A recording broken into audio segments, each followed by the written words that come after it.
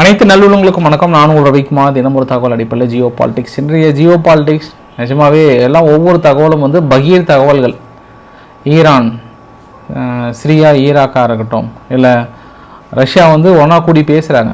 ரொம்ப closed door, யாருமே உள்ளே நுழைய முடியல, ஒரு காற்று கூட நுழைய முடியல.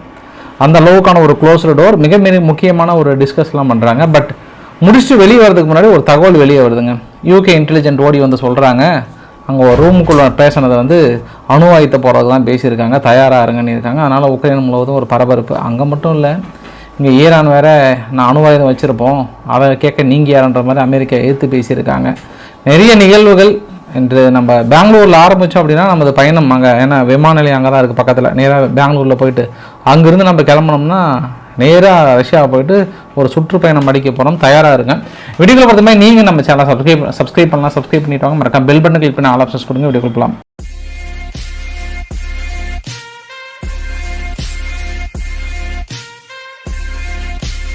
பதினெட்டு வருட தவத்துக்கு அப்புறம் பெங்களூர் மிகப்பெரிய ஒரு கப் ஐபிஎல் அடித்தாங்க.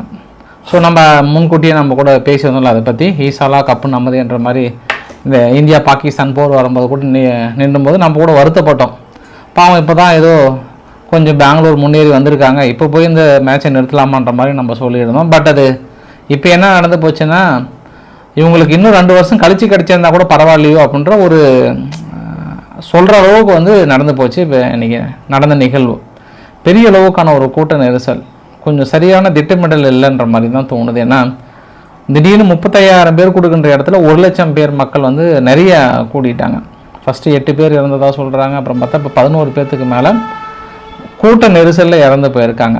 பெங்களூர் ஸ்டேடியத்துக்குள்ளே ஒரு பக்கம் கொண்டாட்டங்கள் ஒரு பக்கம் போனாலும் வெளியே மக்கள் உள்ள நுழைய முடியாமல் பெரிய அளவுக்கான இறப்புகளை சந்திச்சிருக்காங்கன்றது ஒரு துயரமான சம்பவமே கூட கிடைச்சிருக்கணும். அது இல்லாமல் நேற்று இரவு பாருங்கள், பெங்களூரில் யாரும் வெடி தூங்கலைங்க, சும்மா பட்டாசாக வெடித்து தள்ளிட்டு இருக்காங்க. தீபாவளிக்கு வெடிக்கிறதுக்கு 1008 ரூல்ஸ் போடுறாங்க. மாசு அடையுது, காற்று மாசு அடையுது, அது இதுன்னு சொன்னாங்க. பெங்களூரில் ஒரு பட்டாசு கடையில் கூட பட்டாசே இல்லைன்றாங்க. அந்த அளவுக்கு வாங்கி கொளுத்தி கொண்டாடி தீர்த்துருக்காங்க பெங்களூர் மக்கள். ஒன்று தான், இது ஒரு வேர்ல்டு கப் வாங்கும்போதோ மற்றது வாங்கும்போதோ செலிப்ரேஷனில் அந்த ஆர்சிபின்றது ஒரு தனியார் குரூப்ஸ், அதை ஒரு மாநிலத்தோடு கம்பேர் பண்ணி எல்லா மாநிலமும் இது ஒரு பெருமையாகவே கொண்டாடுறாங்க. அது வேறு வழி இல்லை. அது நம்ம எதுவும் நம்ம விமர்சனம் பண்ணுறதுக்கு அளவுக்கு ஒன்றுமே இல்லைன்றது நம்ம வேதனையுடன் இந்த பதிவை கடக்க வேண்டியதாக இருக்கிறது. பெங்களூரினுடைய வெற்றி கடைசியில் அப்பாவி மக்களோட உயிரை பறிச்ச மாதிரி ஆகிப்போச்சு. தேவையில்லாமல் கூட்ட நெரிசலில் போயிட்டு மாட்டிக்கிட்டாங்கன்றது தான் தோணுச்சு. ஒன்று. இரண்டாவது விஷயம், நம்ம தொடர்ந்து 2-3 நாட்களாக பேசிகிட்டே இருக்கிறோம். அமெரிக்கா தரப்பில் சிஜிபிங் அவர்களை அண்ணனுக்கு கால் பண்ண சொல்லு, உங்கள் மீது நாங்கள் வரி விதிச்சிட்டோம் அப்படி இப்படின்னு சொல்லுவாங்க.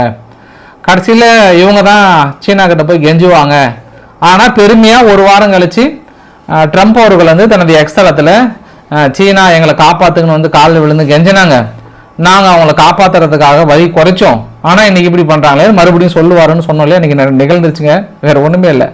அதாவது பதவி ஏற்ற 132 நாளில் 2262 டைம் ட்ரூத் சோஷியல் மீடியாவில் தனது பதிவு போட்டிருக்காரு. எவ்வளோ?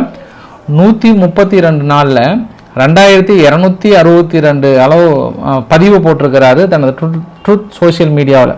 ஒரு இன்ஃப்ளூயன்சர், அதாவது 24 மணி நேரமும் எக்ஸ்தலத்திலேயே குடியிருக்கிறவங்க கூட இந்த அளவுக்கு போட்டிருக்க முடியாதுன்றாங்க. அந்த அளவுக்கான பதிவுகளை போட்டிருக்கிறாருன்னு போடும்போதே தெரியுது ட்ரம்ப் அவர்கள். சரி, இன்னைக்கு போட்ட ட்வீட் என்ன அப்படின்னும் போது, சிஜிபிங் அவர்களை நான் லைக் பண்ணுறேன், always have and always will அப்படின்னு சொல்லிட்டு, ஆனால் வெரி டஃப் கையாக இருக்கிறாரு, ரொம்ப ஹார்டாக இருக்கிறாரு, but we make a deal with அப்படின்னு போட்டிருக்காரு.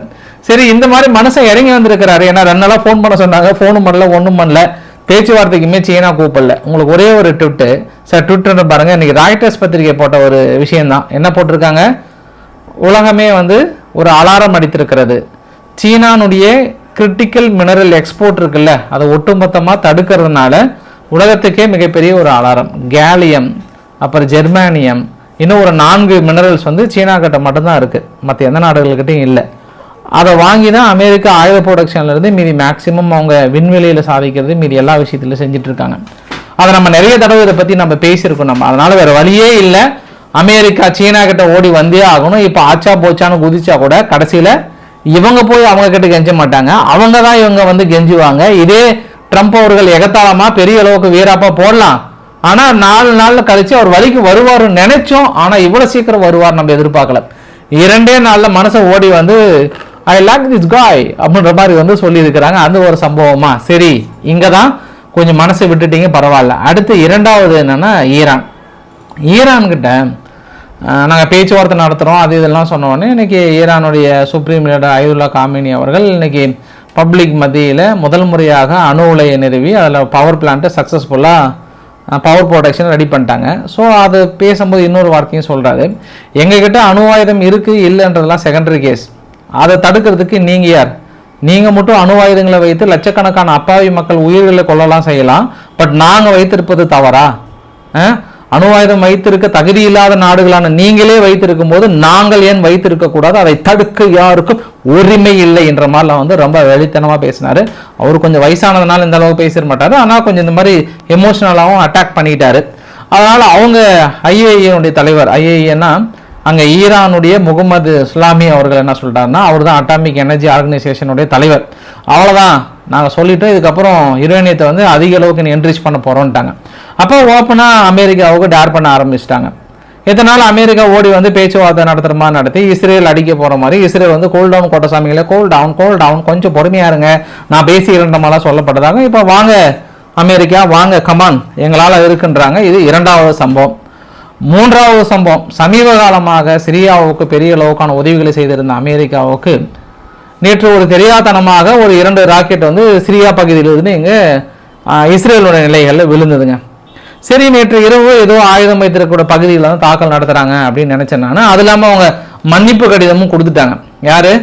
ஐ ஆம் சஃபரிங் ஃப்ரம் ஃபீவர்ன்ற மாதிரி அவங்க மன்னிப்பு கடிதமே கொடுத்துட்டாங்க. சிரியா தரப்பில் இருந்து அல் ஜுலானி அரசாங்கம், ஐயா அங்கே உள்ள இருக்கக்கூடிய தீவிரவாத குரூப்ஸ் யாரோ நடத்திட்டாங்க, எங்களுக்கு அதுக்கு சம்மந்தம் இல்லை ஐயா, நீ எது தவறான முடிவு எடுத்துடாதீங்கன்னு சொல்லியும் காலையில் மன்னிப்பு கடிதம் கொடுத்து கூட பாருங்கள். அடுத்த 1 மணி நேரத்தில் இந்த வீடியோ பதிவு பிரத்யேகமாகவே உங்களுக்காகவே பக்கத்தில் உங்களுக்கு ஒரு வரைபடத்தையும் காட்டுறேன் நான். இது அந்த சரி என்ன திடீர்னு ஃப்ளோ நின்று போச்சு. அந்த ப்ளூ கலர் மாதிரி இருக்குல்ல, அது சிரியாவில் இருக்கக்கூடிய பகுதியை இஸ்ரேல் வந்து இப்போ தன்வசப்படுத்தி இருக்காங்க. அது பக்கத்தில் கோலனைட்ஸ் பக்கத்தில் அந்த ரெட் கலர் 1 2 3 4 போட்டிருக்குல்ல, 5 வரைக்கும் அந்த நம்பருக்கு பாருங்கள். இந்த பகுதியில் தான் இந்த தாக்குதலை நிகழ்த்தி இருக்காங்க. குறிப்பாக இந்த தாக்குதல் வந்து அவங்களுடைய ஹமா மிலிட்டரி ஏர்போர்ட், சிரியாவில் இருக்கக்கூடிய ஹமா மிலிட்டரி ஏர்போர்ட்டும், அது இல்லாமல் அவங்க 3-4 பிரிகேட் இருக்கக்கூடிய இடத்துலையும் வந்து பெரிய ஒரு தாக்குதல். பார்க்கும்போதே தெரியுதில்ல, வெடித்து சிதறிட்டு இருக்கிற பதிவுகள்லாம் தெரியுதில்ல, ஒன்றுமே இல்லாமல் நிர்மூலமாக்கி வச்சுருக்காங்க. ஏற்கனவே துருக்கி வந்து கடும் கோபத்தையும் தனது கடும் கண்ணத்தையும் தெரிவித்தாங்க. யாருக்கு? இஸ்ரேலுக்கு. என்ன நினச்சிட்டு இருக்கீங்க, யாரை கேட்டு நீங்கள் அடிச்சிட்டு இருக்கீங்கன்ற மாதிரி கடுமையான கண்டனம் தெரிவித்தாங்க. அமெரிக்கா ஓடி வந்து சமாதானப்படுத்தினாங்க. திடீர்னு இப்போ 2 ராக்கெட் இந்த பக்கம் வந்ததுக்கு இப்படி பண்ணி வச்சிருக்கீங்களே இஸ்ரேல், பாவம் அவங்க அப்படின்ற மாதிரி இன்றைக்கி தாக்கலை நிகழ்த்திட்டாங்க. இன்றைக்கி காலையில் தாங்க இந்த பதிவு பார்த்தோன்னா, அடிஷனல் பதிவு இன்னொன்று பக்கத்தில் காட்ட விரும்புகிறேன். பெரிய அளவுக்கான அகதிகள் துருக்கியிலிருந்து சிரியாவை நோக்கி வர ஆரம்பிச்சிட்டாங்க. அல் ஜுலானி அரசாங்கத்தின் மீது ஒரு புதிய நம்பிக்கை பிறந்திருக்கிறது. இனி நம்ம நிம்மதியாக வாழ்க்கை வாழலாம், வாருங்கள் மக்களே வாருங்கள்ன்ற மாதிரி லட்சக்கணக்கான மக்கள் ஆசாத் ரீஜியனாக இருக்கும்போது இங்கே இருக்கக்கூடிய மக்கள், அகதிகளாக சென்ற மக்கள் மறுபடியும் ஒரு தன்னம்பிக்கையோடு வந்த மக்களுக்கு இன்னைக்கு மிகப்பெரிய ஒரு நிகழ்வு நடந்திருக்கிறது அங்கே.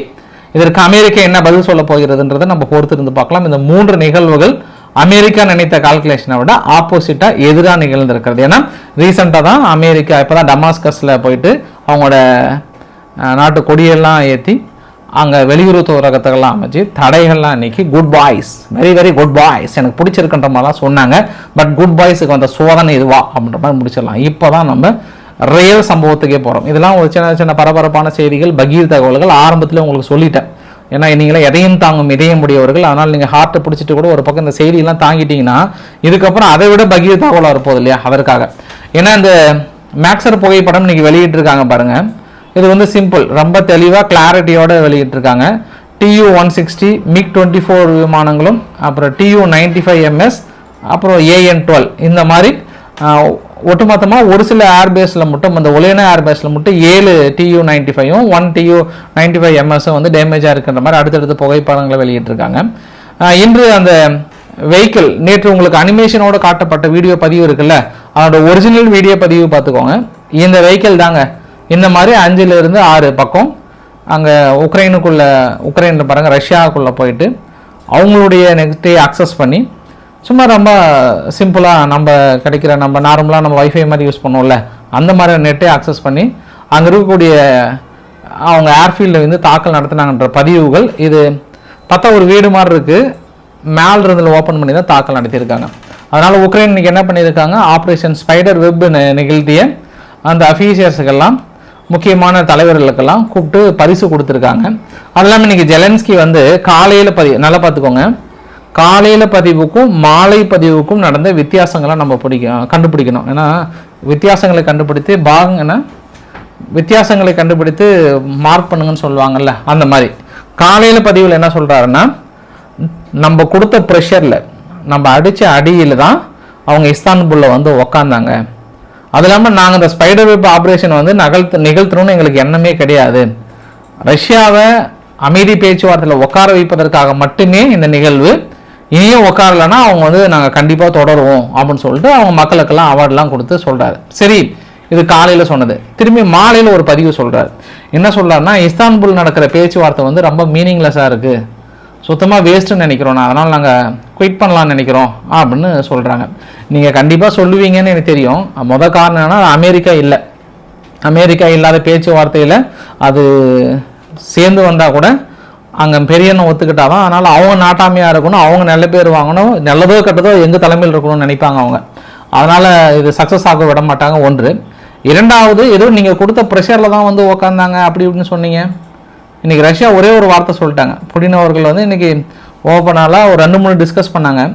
ஃபஸ்ட்டு ஒரு 500 சிறை கைதிகளை பரிமாறுறாங்கன்னா இந்த பக்கம் அந்த பக்கம் பிஓடபிள்யூன்னு சொல்லுவாங்க, இந்த பக்கம் அந்த பக்கம் ஷிஃப்ட் பண்ணிக்கிட்டாங்க.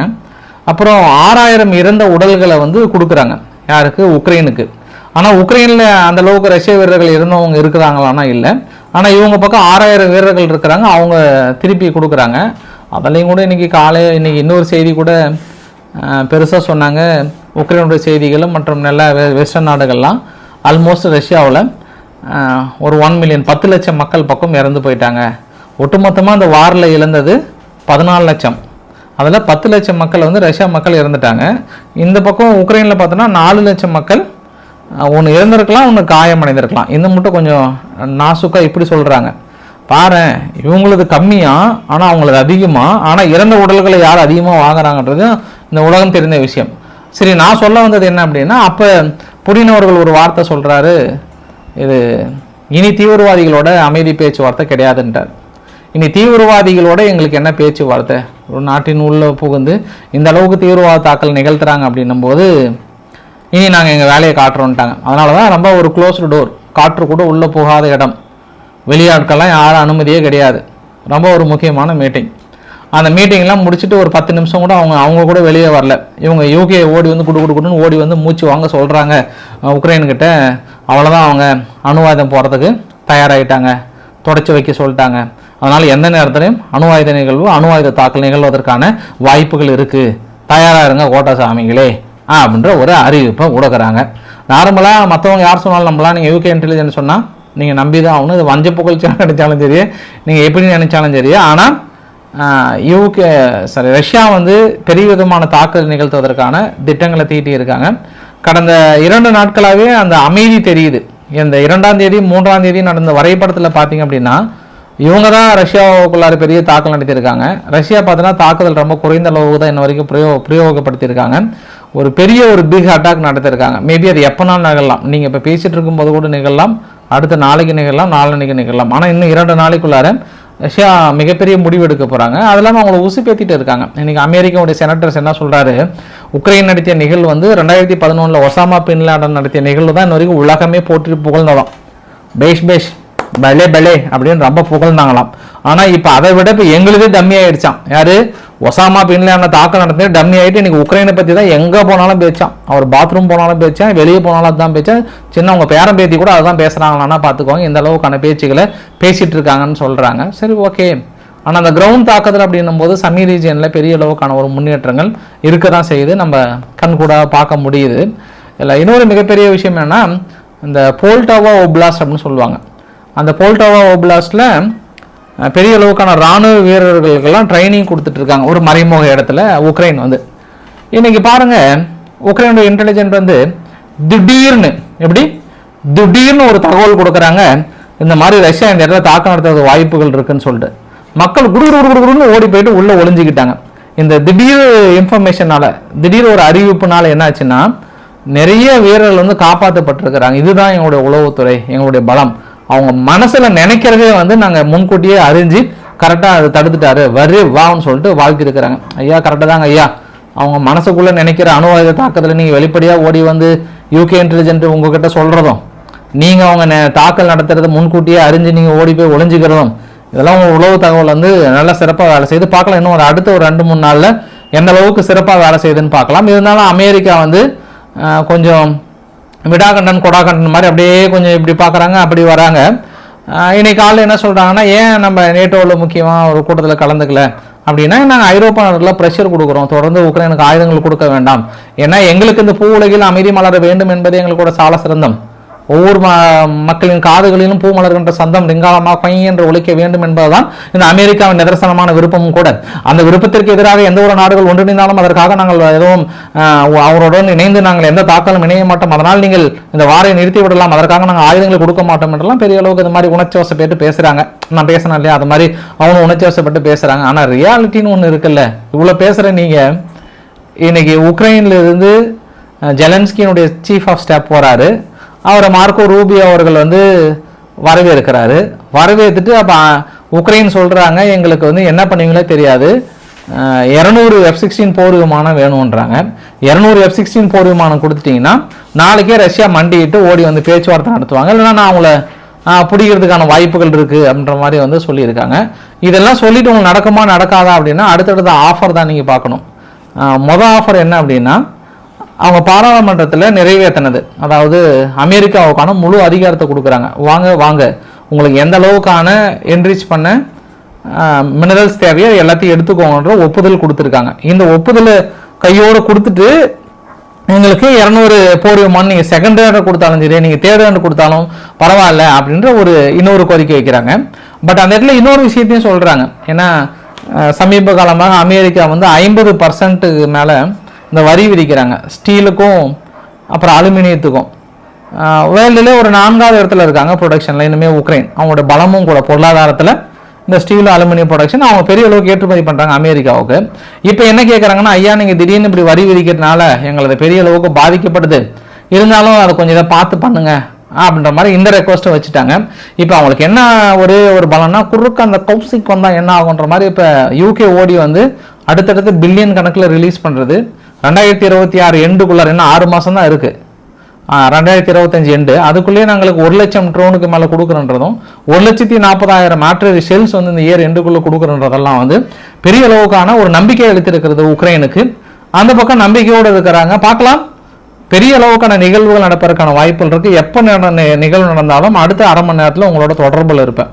உடனடியாக நான் வீடியோ பதிவு போடுறேன். ஏன்னா அதுக்கான சம்பவங்கள் கண்கூட நன்காக தெரிகிறது என்பதை ஏதோ ஒன்று உள் மனசு தோணுது. ஏன்னா நம்ம மறுவைத்த நபர்கள் மீதெல்லாம் சொல்ல வேண்டாம், உள் மனசில் லைட்டாக அப்படின்னு சிம்டம்ஸ் தோணுது. இப்போ பெங்களூர் கப் அடிக்கணும்னு நம்ம அன்றைக்கி சொன்னோம்ல, அந்த மாதிரி ஏதோ தோணுதுன்னு எனக்குள்ளே தோணுது. பார்க்கலாம். இப்போ இன்னொன்று என்னென்னா, ஐயா எத்தனை நாடுகள் தான் ஐயா சொல்லுவீங்க? இப்போ நீங்கள் வரைபடத்தில் பார்க்குறீங்களா, மால்டோ பக்கத்தில் கூட டிரான்சிட்ரியாவில் 10,000க்கும் மேற்பட்ட ரஷ்ய வீரர்களை கொண்டு வந்து குவிக்க போகிறாங்களாம். எங்களை அடின்னு அடிக்கிறதுக்கு தயாராகிட்டாங்க, எங்களை காப்பாற்றுக்கன்றாங்க. இல்லை இதே தான் வேலையான்ற நான்.